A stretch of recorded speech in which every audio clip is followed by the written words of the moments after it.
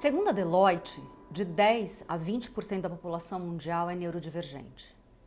O ponto mais desafiador é que olhamos ainda dos mais diversos grupos de diversidade com muito pouca pesquisa, profundidade para esse grupo diverso especificamente, né, os neuroatípicos. Por exemplo, dados como para o TEA, né, que é a condição do autismo, são 85% de desempregados para aqueles que têm, de fato, a neurodiversidade. E a base mundial não é muito diferente disso, não. 80% dos TEAs não têm empregabilidade suficiente para serem, de fato, absorvidos pelo mercado economicamente ativo. Eu sou Lígia Zottini, sou pesquisadora de cenários futuros, fundadora do Voicers e parceira aqui na cocriação do futuro do RH aqui na Piuí. Hoje nós estamos com Fabiana Jesus. Ela é a sócia fundadora da Mais Saber Educação, que tem todo esse olhar em desenvolvimento humano e aprendizagem contínua para o mundo dos negócios, para o mundo da diversidade, principalmente para onde tem um humano que está pensando e olhando e tentando trazer esse futuro mais saudável, é onde ela atua. Seja muito bem-vinda. Muito obrigada, Lígia. É uma honra estar aqui com você. Obrigada pelo espaço para dar mais espaço e mais saber, né? Muito bom. Você quer que eu me apresente? Por favor, eu ia tomar aqui a palavra e dizer assim, a gente tem um passado em comum, né? Temos uma linda escola chamada IBM em comum e desse lugar do RH, da liderança, foi quando a intenção de trazer alguém que tivesse esse conhecimento de uma área que não é tão pouco falada, nasceu, né? Nessa profundidade de uma troca, de uma conversa, de uma indicação e de um passado em comum. Então, por favor, se apresente. Obrigada. Novamente é uma honra estar aqui, Lígia. Obrigada pelo convite. Eu sou a Fabi, eu sou sócia fundadora da Mais Saber Educação. Eu vou fazer também a minha descrição, respeitando as pessoas que só nos ouvirão. Perfeito! Então, eu sou uma mulher branca, cis, eu tenho cabelo aqui nos ombros. Hoje eu estou vestindo uma calça verde com alguns detalhes em bege, estou com uma sandália preta. Estou com um relógio no pulso e um cordão aqui com uma flor. Uhum. A gente falar de neurodiversidade, né, Lígia? Eu gosto de trazer sempre uma frasezinha de efeito ou algo que faça com que a gente possa ancorar, né? A neurodiversidade, ela é a diversidade de cérebros humanos. E esse termo, ele foi criado justamente para a gente poder descrever as variações de desenvolvimento neurológico como uma variação natural. Uhum. Porque dois cérebros humanos, eles não são iguais, né? Quem cunhou esse termo foi a Judy Singer, em 1998. E a ideia dela foi associar a neurodiversidade com a biodiversidade. Né, trazendo a biodiversidade, a neurodiversidade como um sinônimo da biodiversidade, porque é a coexistência, né, das mais variadas espécies dentro de um mesmo ecossistema. Então, o que acontece, né, em relação a esse termo? Ele também não é só um termo, mas é um movimento social, né, que foi criado para que possa haver mais igualdade, mais inclusão social. Quando a gente fala dessas características de desenvolvimento neurológico, a gente deixa de olhar para a condição em si, mas a gente foca mais, não no déficit, né? Mas na potência que se tem, né? Então, quando a gente fala de pessoas, né, você usou o termo super bonitinho, direitinho, falou em pessoas neurodivergentes ou pessoas neuroatípicas, né? As pessoas até preferem usar mais o termo neurodivergentes porque é neuroatípico ou típico, aí fica um pouco confuso. Exato, parece que tem uma normativa em um e uma não irregularidade no outro, né? Exatamente. Então, as pessoas neurodivergentes, elas trazem características de desenvolvimento neurológico diferente da maioria, né? Da maioria das pessoas. Quando a gente olha para uma população mundial, considera-se que entre 10% e 20% da população mundial seja considerado como pessoas neurodivergentes. E quando a gente fala de pessoas neurodivergentes, a gente está falando aí do transtorno de espectro do autismo, né? Que traz aí uma condição neurológica que afeta a habilidade de interação social, de comportamentos, né, que eles se tornam repetitivos ou restritos, e de comunicação também. A gente está falando de dislexia, né, que afeta a habilidade das pessoas com a leitura, né, com a aquisição e a mecanização da leitura e da escrita. A gente fala da disgrafia, né, que tem a ver também com a questão da escrita de forma legível. Perfeito. E tantas outras, né? Eu não falei do TDAH também, né? Sim. Que é o transtorno de déficit de atenção com hiperatividade. Um parênteses, porque assim, a gente tá muito acostumado a tentar absorver a primeira linha, né? Que é o pessoal de TEA, porque tem um movimento forte, nos últimos pelo menos 5 a 10 anos, leis e etc e tal. Mas as outras neurodiversidades muda completamente. Por exemplo, quando você fala de uma dislexia, a gente tem um mundo dos negócios em letrinhas. E é um desafio, né? Como é ser um líder de alguém que é dislexo, por exemplo? A gente passa todas as regras e leis por e-mail, por mensagens em palavras que mal fazem sentido. Eu tive várias experiências com amigos com essa neurodiversidade e também com TDAH no mundo da tecnologia, por conta do hiperfoco e do brilhantismo que pode chegar a esse hiperfoco. Tem muitos profissionais, muitas pessoas com TDAH. Só que depois tem uma parte do TDAH que traz uma dificuldade de centramento ou de organização para as coisas mais normais, que não é o hiperfoco, que é um sofrimento. Eles são, né?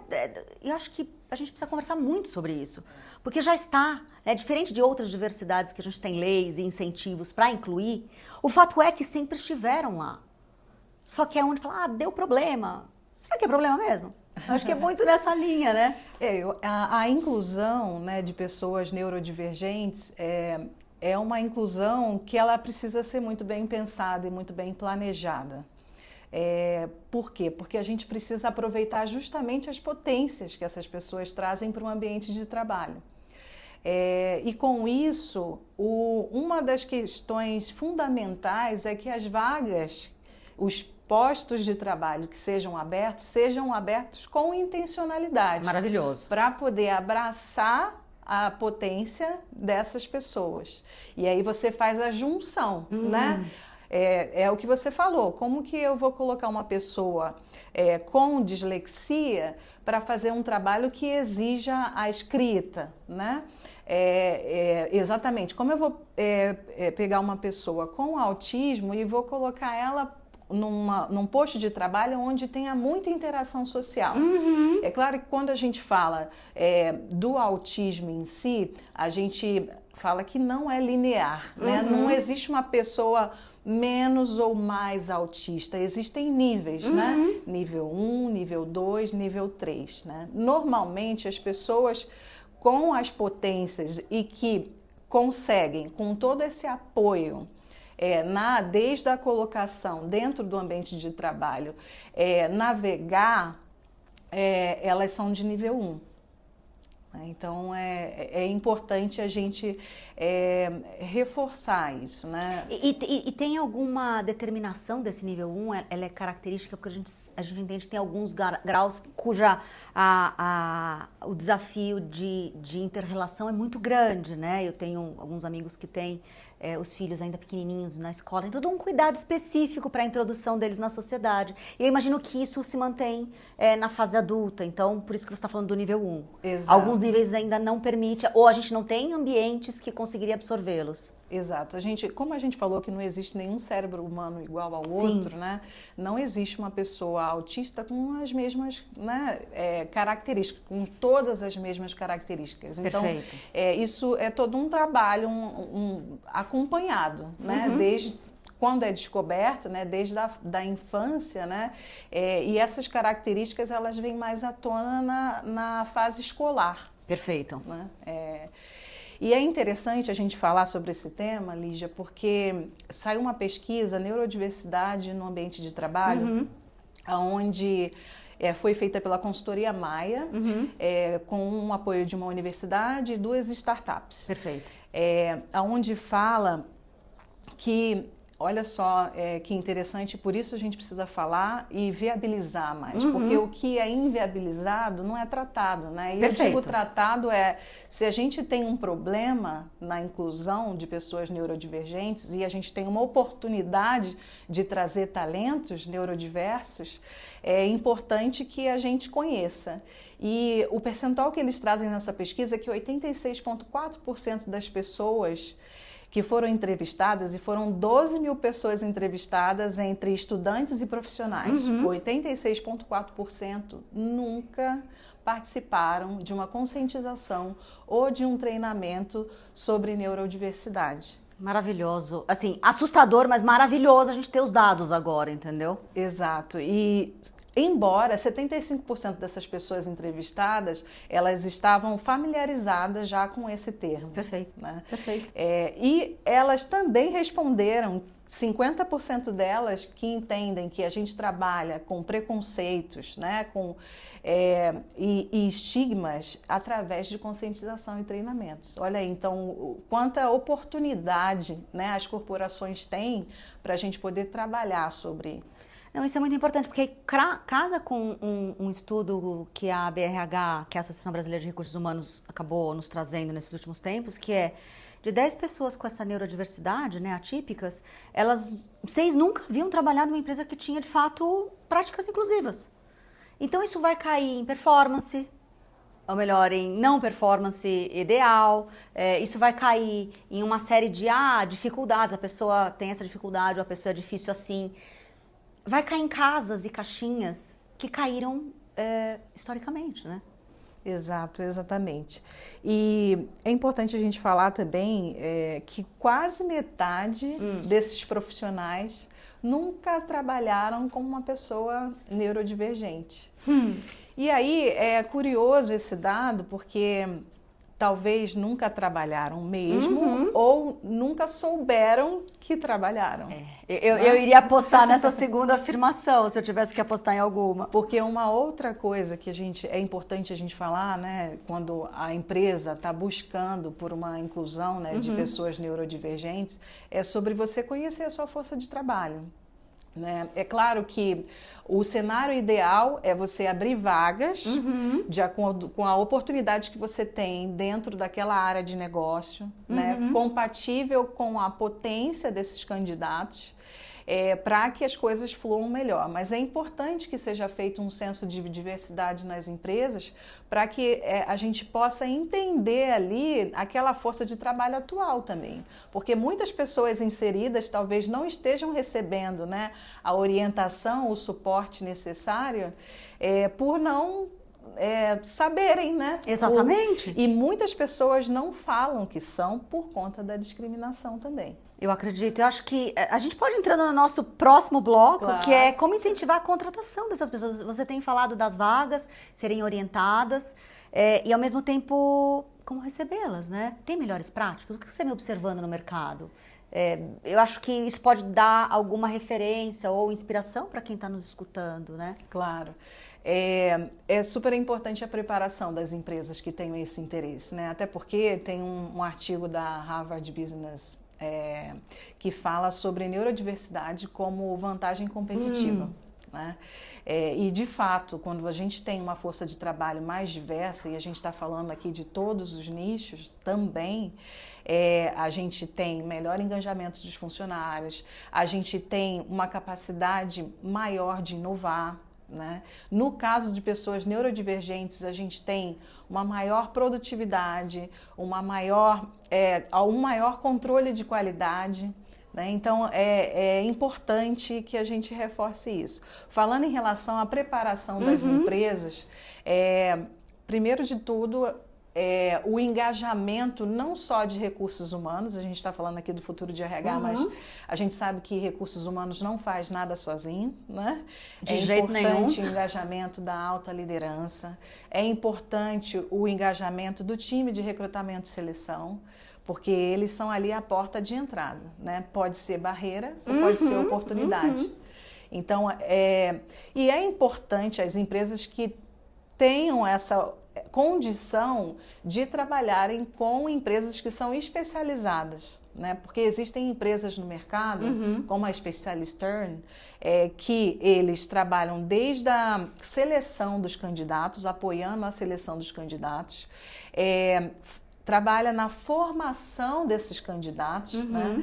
Eles promovem a interação desses candidatos com os potenciais gerentes, né? Os futuros gerentes deles, porque a interação também é diferente. Né? A gente precisa abolir a questão da entrevista, porque se a gente está falando de um candidato com autismo e a gente está falando que existem restrições de interação social, de comunicação, de inclusive comportamentos repetitivos ou restritivos, a entrevista é uma barreira muito grande. Que vem muitas vezes da pessoa, né? Não é só não saiu bem na dinâmica do grupo, né? A pessoa tem essa natureza, é uma questão, adorei o termo do início, que é uma biodiversidade que faz parte dela, diferente talvez de algumas outras diversidades, cujo gap pode ser infraestrutural, pode ser econômico, que em algum momento, quando você traz o ambiente, que a educação, o econômico, as coisas vão se dando uma equilibrada muito maior, e aí você consegue dar uma harmonizada nos gaps de diferença, seja históricos ou seja da condição da pessoa.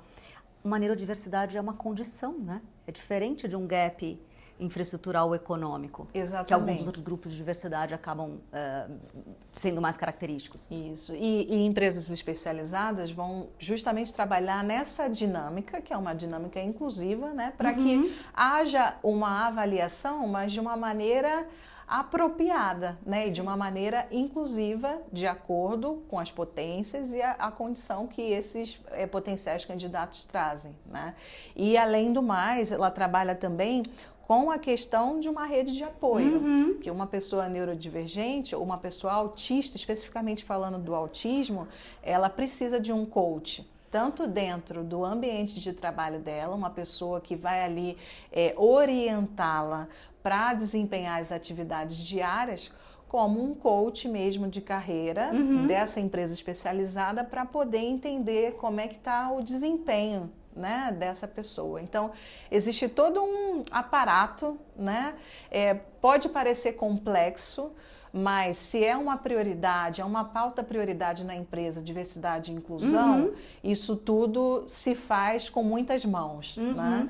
E existem muitas vantagens, como a gente está falando aqui, de inovação e criatividade. A gente tem outras perspectivas, né? Você amplia a visão de negócios e você traz um recorte da sociedade para a sua empresa, e isso é o quê? Você amplia também o seu número de clientes, né? Com certeza, potenciais clientes. Não, 10 a 20% na média, né? Assim, deve ter lugares e regiões que pode ser um pouco maior, um pouco menor, mas é bastante gente, né? Planetariamente falando. Então, deve ter uma linguagem específica de mercado consumidor, de como a empresa se prepara, mas também como eu, enquanto pessoa nessa condição, como eu me preparo. Porque não é só uma benevolência que uma organização está promovendo para mim, é um estado de direito meu. Eu estou indo viver a vida que eu quero viver. E faz parte de eu ter esse empoderamento. Então, a educação, para mim, é sempre a base dessa facilitação. A gente pode ter, né, como sociedade, muitas oportunidades, porque o Brasil, até bem recentemente, não tinha números oficiais, né, de pessoas com pesquisando autismo. aqui, eu quase cheguei a afirmar que não tinha esses dados. Que bom que você trouxe. E, na verdade, a gente ainda não tem oficialmente. Tá. Por conta de uma lei, que foi uma conquista da comunidade autista brasileira. Maravilhoso. Que foi implementada. A obrigatoriedade da gente ter uma pergunta no censo demográfico se existem pessoas naquele domicílio que foram diagnosticadas com o autismo, né, por um profissional da saúde. Perfeito. Então, essas perguntas já estão sendo feitas. Tudo bem que é 11% só dos domicílios, mas já vai ser um número oficial, porque até agora a gente tem acompanhado uma organização do governo dos Estados Unidos, né, que é o Centro de Controle de Prevenção e Doenças, se não me engano, e a última pesquisa deles, que saiu do ano passado, fala que 1 a cada 36 crianças de 8 anos são diagnosticadas com autismo. Se a gente faz essa proporção para o número da população no Brasil, que a gente está por volta de 200 milhões, 203 milhões, e o percentual dos Estados Unidos é de 2,8%, são quase 6 milhões de pessoas no Brasil com autismo, se a gente trouxer essa proporção.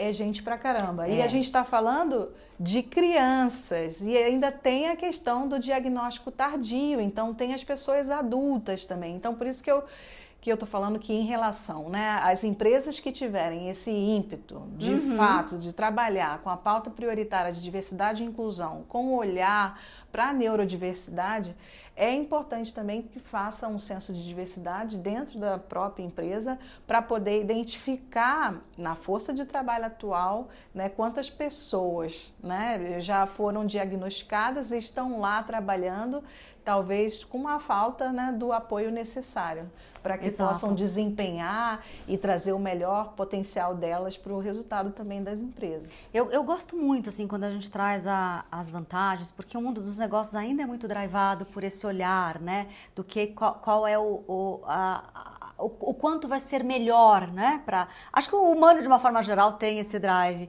Mas eu tô vendo, assim, parte do que eu faço, e vocês vão me ver repetir muito aqui nesse programa como pesquisador de futuros, é tentar entender quem são esses novos humanos que estão chegando, né?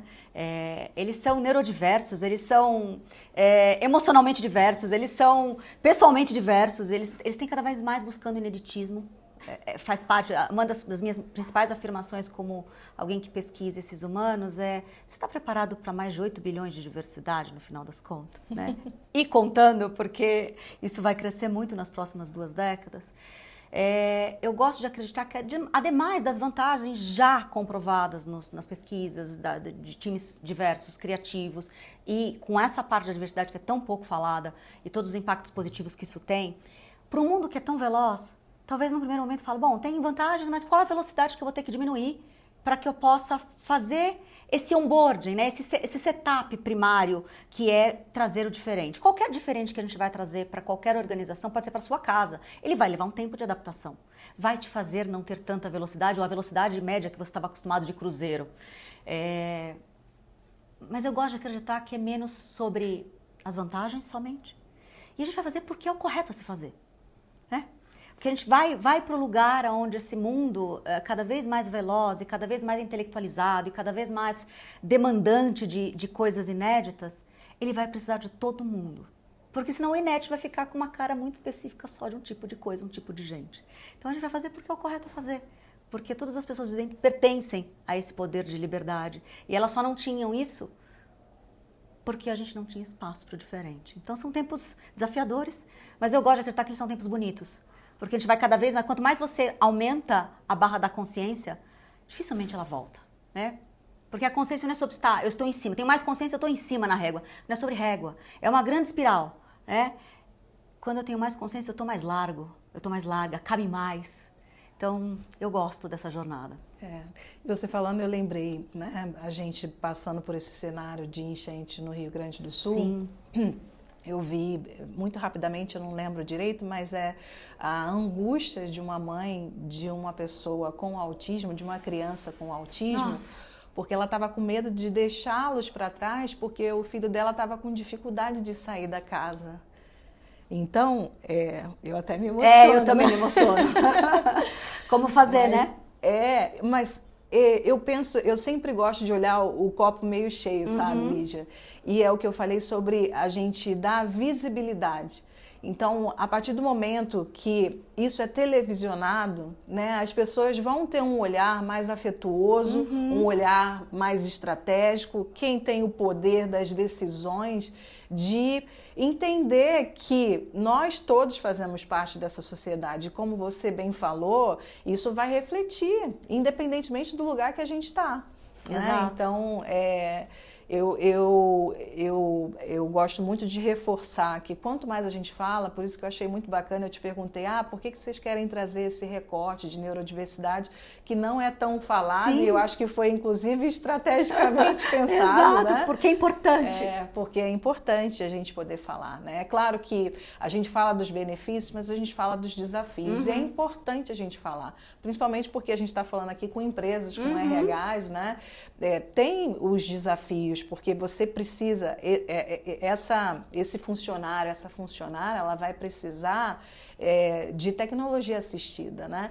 Ela vai precisar, se ela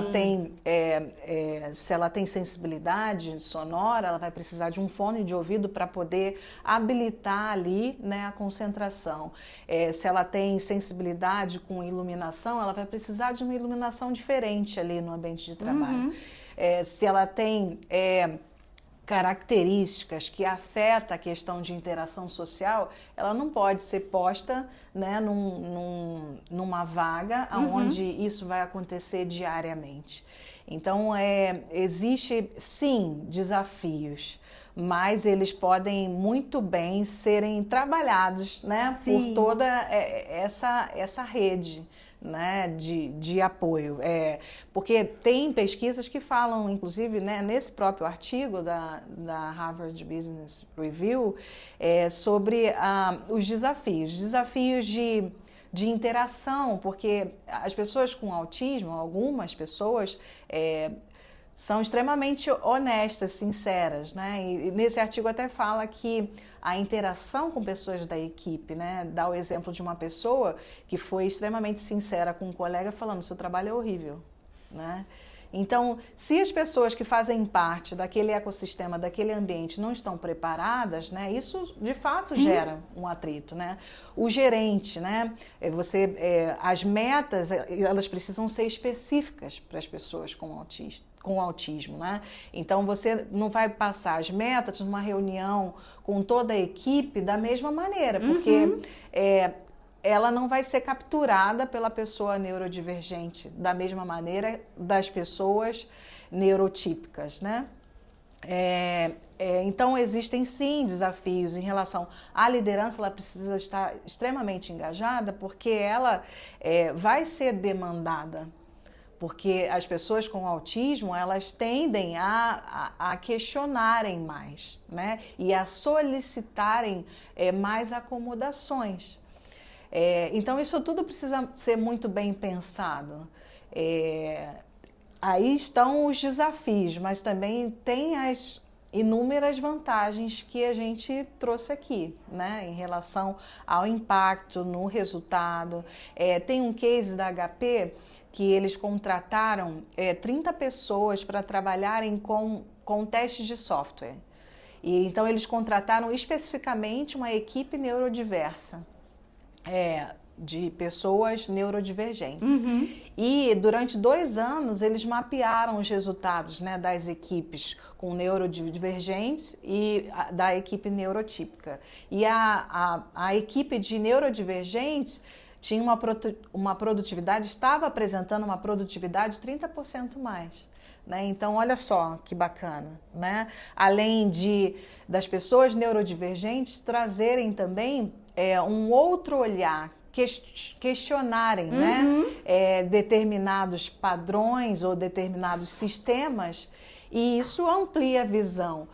Inclusive, uma das vantagens também é a comunicação de uma maneira geral, porque como a comunicação ela precisa ser extremamente direta, né? Isso facilita não só para as pessoas neurodivergentes, mas para toda de uma forma equipe, geral, de uma forma né? geral. Maravilhoso. Exato. Você sabe que, pesquisando para esse programa, eu cheguei no perfil de uma amiga minha que faz alguns anos que a gente não se vê, e ela tem um filhinho de 6 anos, né, com autismo. E ela trouxe um case muito bacana que é simples, tá? Você que é uma marca, como se resolve algumas situações. De repente é simples. O filhinho dela tem uma bebida específica, um suquinho, de uma grande marca de suquinhos, que mudou o desenho, né, do suquinho de morango. E ela foi comprar, e é um dos poucos líquidos que ele toma, é bem sério isso. E ele não quis tomar de jeito nenhum, porque não era o suquinho do personagem que ele estava tomando. Ela fez um e-mail para a empresa em questão, dizendo, me diz onde está, né? Porque eu vou ter que ter um tempo de adaptação com essa criança para qualquer outro tipo de suco ou líquido. Deixa eu comprar o seu estoque. E aí eu até me emociono, porque eles deram uma solução. E de repente é simples. Ele falou assim, eu tô mandando uma tecnologia aí para ver se te ajuda. Eles fizeram uma capa de neoprene, com assim, plotada, antiga arte, que cabia direitinho no suquinho. Olha só que simples, né? Entendeu? Então é uma questão de você olhar com o olhar necessário, sabe? Exato. E a escuta ativa é extremamente importante, né? Justamente por conta disso, né? Para você poder entender e atuar, né? Não deve ter custado nada assim para essa empresa. Exato. E olha a satisfação, né? O impacto positivo que ela teve na vida de uma mãe e de um filho. Exato, que é a coisa né? certa a fazer. Exatamente. Entendeu? Maravilhoso. Bom, Fabi, a gente está chegando ao final. Tem mais tão alguma rápido. coisa que você queira compartilhar? Enfim, uma inspiração, um desejo, uma vontade, um convite para todos esses RHs, essas empresas, esses líderes, esses profissionais que estão ouvindo? Eu quero sim, na verdade eu quero reforçar a importância da conscientização dos colaboradores, dos líderes, né? Porque a gente sabe que a cultura de uma empresa, ela está associada ao que se faz, o que as pessoas fazem dentro dela e não especificamente o que elas falam. Então é extremamente importante a gente conhecer para poder atuar, né? E essa rede de apoio, ela é extremamente necessária. É importante a gente conhecer não só a nossa força de trabalho, mas quando eu trabalhava também na multinacional que a gente trabalhou juntas, a gente entender quantos desses funcionários têm filhos e filhas, né? E trazê-los para semanas de diversidade, porque você amplia. Eu estava também lendo uma pesquisa da Ludmila, uma PhD, uma psicóloga organizacional, dos Estados Unidos, e ela traz o quanto a cultura a nível nacional e a cultura organizacional tem um impacto na experiência das pessoas neurodivergentes. E ela fala que a nossa cultura é uma cultura mais coletivista, né? E não individualista. Isso é muito bom porque traz justamente essa rede de apoio parruda, onde as pessoas se sentem acolhidas, né? E como toda cultura tem as vantagens e as desvantagens, né? A desvantagem é justamente se perder um pouco a própria individualidade, porque quando você participa de uma cultura coletivista, você acaba podendo ser pressionado a se adaptar, né, àquele ambiente. Então, e culturas individualistas trazem muito essa questão da independência, de você caminhar, né, percorrer o próprio caminho, mas por sua vez também você peca com o isolamento, né? E essa rede é importante. Então, o que eu quero falar para as empresas aqui por onde eu começo? Começa pela conscientização, começa por entender a sua força de trabalho atual, entender quantas pessoas neurodiversas, né? Somos todos neurodiversos, considerando que nenhum cérebro humano é igual ao outro. É importante a gente conhecer toda essa rede, todo esse ecossistema, né? Não só dos funcionários que estão ali atuando, mas dentro de casa. Qual que é os desafios que eles têm, tendo filhos, tendo parentes, né? Que são pessoas neuroatípicas. Então, treinamento, conscientização. E assim a gente também aumenta a qualidade da dúvida. É maravilhoso, aumenta a qualidade da dúvida, é maravilhoso. E assim a gente consegue atuar e contribuir para uma sociedade muito mais justa e muito mais inclusiva para todos nós. Maravilhoso! Essa foi Fabiana Jesus, a sócia fundadora da Mais Saber Educação. E desse lugar nós fechamos mais um episódio do Futuro do RH. Eu sou Lígia Zottini e foi uma linda e necessária reflexão nesse programa. Muito obrigada.